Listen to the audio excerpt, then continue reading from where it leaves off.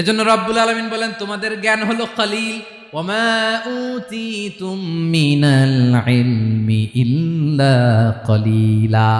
একেবারে যত সামান্য জ্ঞান আমি আল্লাহ তোমাদেরকে দিয়েছি, আসল জ্ঞান ভান্ডার একমাত্র আমি আল্লাহর কাছে। এজন্য জ্ঞানের বড়াই করা যাবে না। আল্লাহ বলে আমি যদি জ্ঞান দেই তাইলে তোমরা জ্ঞান পাও, এছাড়া জ্ঞানের কোনো মাধ্যম দুনিয়াতে।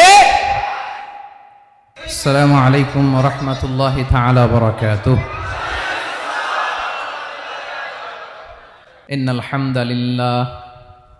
ইন্নাল হামদালিল্লাহি নাহমাদুহু ওয়া নাস্তাঈনুহু ওয়া নাস্তাগফিরুহ। সবার কাছে অনুরোধ, আমার চ্যানেলটি দয়া করে সাবস্ক্রাইব করবেন। কেহই সাবস্ক্রাইব না করে যাবেন না, প্লিজ সাবস্ক্রাইব করুন। ওয়া নু'মিনু বিহি ওয়া নাতাওয়াক্কালু